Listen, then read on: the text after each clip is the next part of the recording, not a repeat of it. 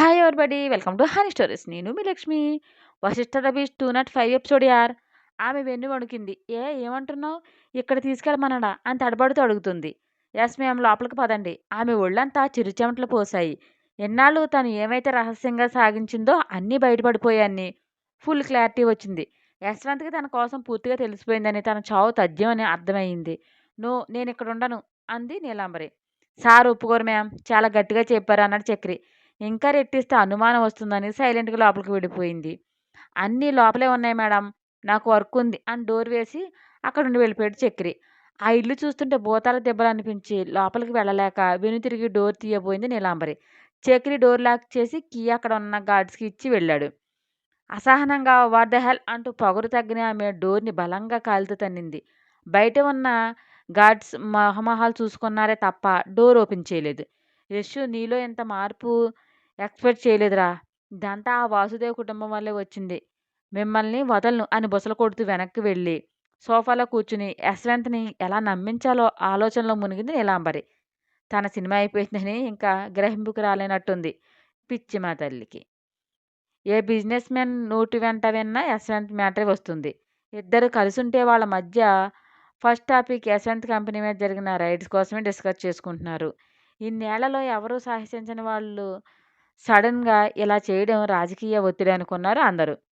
Party president ముందు కూర్చున్నాడు యశ్వంత్. అతని రౌద్ర రూపాన్ని చూసి అతడు టెన్షన్ పడ్డాడు. ఈ ఇయర్ మీ పార్టీకి మా సంస్థ నుండి వచ్చిన ఫండ్ ఎంత అని బేస్ వాయిస్తో అడిగాడు.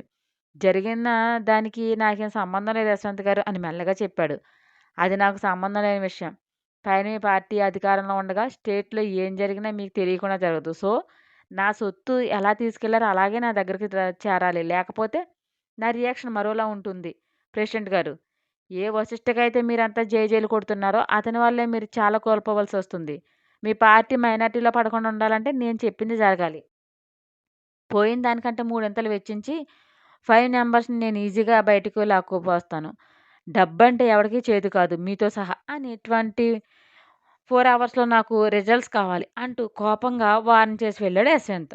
అతడు వెళ్ళాక తల పట్టుకుని వీళ్ళ ఫ్యామిలీ ఇష్యూస్ తెచ్చి నా నెత్తిన పెడుతున్నారు. వశిష్ఠ ఏమో నాకు చెప్పకుండా సెంట్రల్ నుండి ఒత్తిడి తెచ్చి రైడ్స్ చేయించాడు.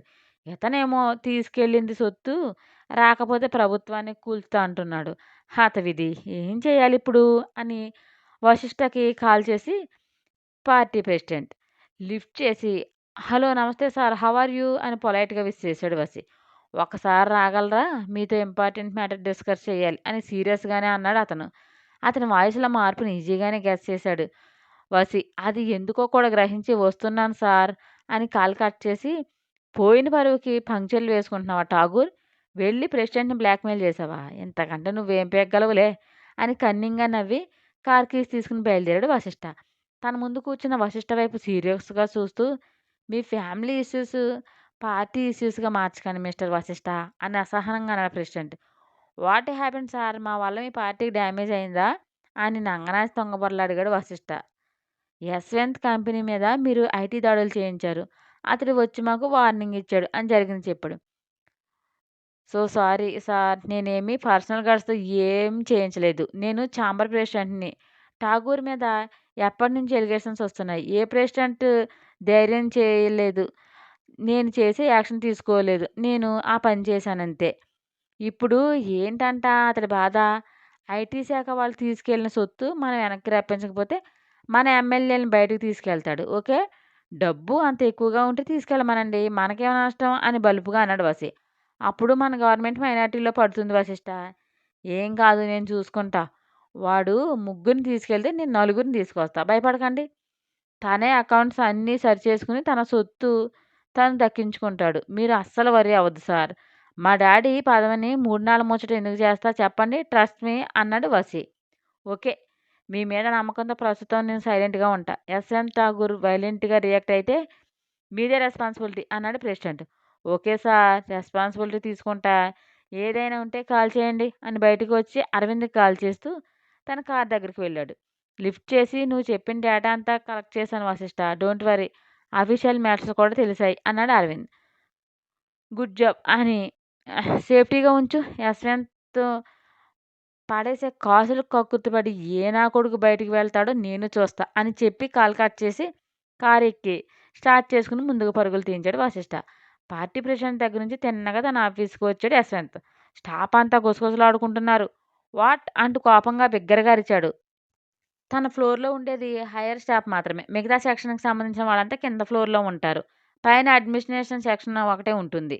తమ బాస్ రంకి వేయగానే భయంతో గుటకలు మింగుతూ సర్దేసుకున్నారు. పాకెట్‌లో హ్యాండ్స్ పెట్టుకుని అమ్మ సీరియస్‌గా చూస్తూ చెప్పండి ఏంటి ప్రాబ్లమ్ అని బేస్ వాయిస్‌తో గద్దింపుగా ప్రశ్నించాడు. తలలు నేలమాటాలకు దించేశారు అందరూ. మీకు లక్షల్లో శాలరీలు క్రెడిట్ చేసేది తాఫీగా గసిప్స్‌ని స్ప్రెడ్ చేస్తారని కాదు. నా కంపెనీ గ్రోత్‌ని పెంచుతారని. బట్ మీరేం చేస్తున్నారు? సరదాగా గ్రూపులుగా డివైడ్ అయ్యి చిట్ చాట్ చేసుకుంటున్నారు. ఏం చేయాలి మిమ్మల్ని? అంటూ కోపంగా అడిగాడు. సారీ సార్ మరోసారి ఇలా బిహేవ్ చేయమన్నాడు ఒక సీనియర్ పర్సన్. చక్రి అంటూ గావుకేక పెట్టాడు. తన వర్క్‌లో బిజీగా ఉన్న చక్రి యశ్వంత్ పిలుపు చెవులకు చేరగానే బుడుంగన బాస్ ముందుకు ప్రత్యక్షమయ్యాడు. వీళ్ళందరికీ 2 మంత్స్ శాలరీ కట్ చేయమని ఫైనాన్షియల్ డిపార్ట్మెంట్‌కి మెయిల్ చెయ్యి. దెబ్బకు పట్టిన నూగంతా వదులుతుంది అని ఆర్డర్ వేసి చకచకా తన సాంబార్‌కి నడిచి వెళ్ళిపోయాడు. అందరూ అవాక్కయ్యారు. 2 మంత్స్ శాలరీ హంపట్ అవ్వగానే. మీకు ఇలా జరగాల్సిందే నోళ్ళు కుదురుగా ఉండవే అని తల బాదుకుంటూ వెళ్ళాడు చక్రి. ఉసోరోమంటే ఎవరి సీట్లో వాళ్ళు కూలబడ్డారు. వశిష్ఠ మీద కసి ఎలా తీర్చుకున్నాడు యశ్వంత్ బాబు. మూడో రోజు నైట్ 2 గంటలకు ఫస్ట్ నైట్ అరేంజ్ చేశారు. వశిష్ఠ కొత్తగా కొన్న 5 స్టార్ హోటల్‌లో 2 సూట్ రూమ్స్‌లో అరేంజ్ చేశారు. కార్లు దిగ్గానే మేనేజర్ వచ్చి వినయంగా విష్ చేసి వెల్కమ్ సార్ అంటూ రిసీవ్ చేసుకున్నాడు. లైట్ స్మైల్ ఇచ్చి లోపలికి వెళ్లారు. తమ రూమ్ వరకు వచ్చి ఇవే సార్ మీవి. ఇటువైపు ఎవరూ రారు. మీరు పిలిచేంత వరకు అని చెప్పి లగేజ్ లోపల పెట్టించి వెళ్ళాడు మేనేజర్. లేడీస్ చిరుచిగ్గులు ఒలికిస్తూ రూమ్‌కి వెళ్ళిపోయారు. ఆల్ ద బెస్ట్ బావ అని కుంటిగా కన్నుగీటి వెళ్ళాడు భరత్. చిన్నగా నవ్వుకొని డోర్ తీసుకుని లోపలికి వెళ్ళాడు అరవింద్. రోజెస్, జాస్మిన్ ఫ్లవర్స్‌తో రూమ్ అంతా డెకరేట్ చేసి ఉంది. అత్తరు గుబాళింపు నాసికను తాకి మత్తుని కలిగిస్తుంది. బెడ్ పక్కన నిలబడింది నైనా. అలా నిలబడిపోయావే కూర్చో నైనా అంటూ మృదువుగా చెప్పాడు అరవింద్. అది అది బాత్ చేయాలి. అత్త వేరే డ్రెస్ కట్టుకోమంది అని మెల్లగా చెప్పింది నైనా. ఓహ్!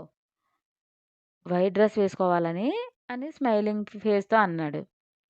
తన తత్వానికి విరుద్ధంగా సిగ్గుపడుతూ అవును అన్నట్టు తల ఊపింది పాప. అందంగా నవ్వేస్తూ నువ్వేంటి ఇలా ముడుచుకుపోతున్నావు అని చేయి పట్టుకున్నాడు అరవింద్. బెరిగ్గా చూసింది. నేనంటే ఇష్టమేనా అని మెల్లగా అడిగాడు. సోగకాలిని కిందకి వాల్చేసి ఇష్టమే అని మెల్లగా చెప్పింది. మరెందుకు బెరుకు అని దగ్గర తీసుకుని నుదుటిన ముద్దు పెట్టి ఐ లవ్ యూ నయనా అని ఆర్తిగా చెప్పాడు. అతని కౌగిల్లో ఒదిగిపోతూ ఐ టు లవ్ యూ అంది నయన. రూమ్‌కి రాగానే పక్కన పెట్టిన ఫ్రూట్స్ నుండి యాపిల్ తీసి అరచేత్తో రుద్ది కటుక్కున కొరికింది మోక్ష. డోర్ వేస్తూ ఏమే యాపిల్‌తో పాటు నీ టీత్‌ని కూడా నమిలేస్తున్నావా? అంత సౌండొచ్చింది అంటూ వచ్చాడు భరత్. నీలా వగరు ఉన్న పోలీసోడా అందుకే అంత సౌండొచ్చింది అని బెడ్ వరకు కూర్చుని కాలు మీద కాలేసుకుని ఊపుతూ పరపరా బిల్లాడిస్తుంది. ఇది మన ఫస్ట్ నైట్ రూమే దెయ్యం. So what? అని కావాలంటూ చేతిని ముందుకు చాపి ఆ! మా తిండి మీరేం తింటారులే అని మళ్ళీ కొరికింది. తిండిపోతు. ఇంటి దగ్గర మెక్కింది చాలదా గాడిదలా మేస్తున్నావు అని గుర్రుగా చూశాడు. ఏంటి తినేది? ఆకలి వేసి తిందాం అనుకున్నా ఎవరో ఒకరు ఏదో ఒకటి అనడం. దాంతో నేను సిగ్గు నటించలేక చావటం. ముద్ద ఎక్కడ పడింది బొజ్జలో అని మూతి తిప్పింది. కాస్త ఆడపిల్లలా సిగ్గుపడవే తల్లి. నా మూడ్ మూడెంకి వేసేలా చేయకే. అమ్మోరు అంటూ బిక్కమొహం పెట్టాడు భరత్. లడ్డూ కావాలి నాయనా అని టీజ్ చేసింది. నీ అంటూ మీదకొచ్చాడు భరత్. ఈ పోలీసోడు నన్ను కొడుతున్నాడే హెల్ప్ హెల్ప్ అంటూ అరిచింది. గబాల్న చేత్తో నోరు నొక్కి రాక్షసి ఏం రోగం వచ్చింది అరుస్తున్నావు అని గయ్యమని పడ్డాడు. కుంటిగా కన్నుగీటి వెనక్కి అలా ఒళ్ళు విరిచింది. నోటి మీద చేయి తీసి సీరియస్ లుక్ ఇచ్చాడు. మూడు రాదా ఇంత అందమైన పెళ్ళాం ఎదురుగా ఉంటే? మూడు రాదు అనడానికి నీకెన్ని గట్స్ రా పోలీసోడా అంటే గవాలని లేచి భరత్ మెడ చుట్టూ చేతులు అలిమేసింది. నడుము చుట్టూ చేతులు వేసి ఏంటి ఏసీపీ మీద ఇట్లా నోరులేస్తుంది ఒళ్ళు ఎలా ఉంది అని ముద్దు పెట్టాడు. హా చిమచిమలాడుతుంది ఏదో గిలిగింత పడుతుంది అంటే మెలుగులు తిరిగింది. ఎంత అల్లరిదానివేంటే అని నవ్వాడు. నా అల్లరి తెలిసే బ్రో మనల్ని ఇక్కడికి తరిమాడు అది కూడా తెలీదు ఈ ముద్దబ్బాయికి అని వేళ్లతో నుదుటి మీద పొడిచింది. ఏం చేస్తాం మేము మీ అంత అప్డేట్ పర్సన్ కాదు పాపా అని నవ్వాడు. వెళ్ళి ఫ్రెష్ అయ్యి తెల్ల లుంగి ఎర్ర కళ్ళ చొక్కా నోట్లో జర్దాకిళ్ళి వేసుకురా పో అని నెట్టింది. మనకు బట్టలతో పనేముందే అవేమీ వద్దా అన్నాడు భరత్. అంటే అది మా ఆది మానవుడి అవతారంలోకి మారిపోతావా అని కళ్ళు తేలేసింది. యాహ్! అంటూ స్టైల్‌గా హెయిర్ ఎగరేశాడు. "నీకు దండం సామి మాకా దర్శన భాగ్యం వద్దు పద" అంటూ నెట్టింది. "నేను డ్రెస్ వేసుకోను" అంటూ నారలా సాగాడు. అత్తమ్మకు కాలు చేసి చెప్తా చూసుకో అని ఫింగర్ చూపించింది. నోరు తెరిచి వేలుని అందుకోబోయాడు.